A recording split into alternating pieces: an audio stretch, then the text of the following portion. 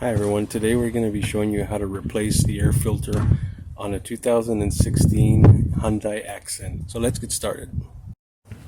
Once you get the hood popped open, we're going to find where the filter goes.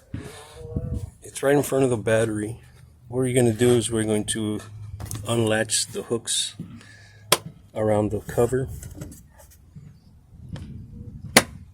So there's two hooks. Then this cover just pops up.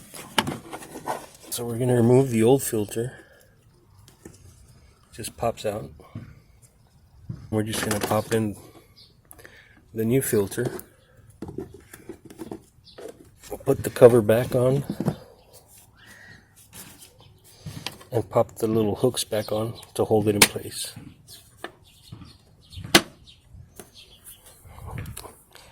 And that's it. That's how you replace the air filter on a 2016 Hyundai Accent.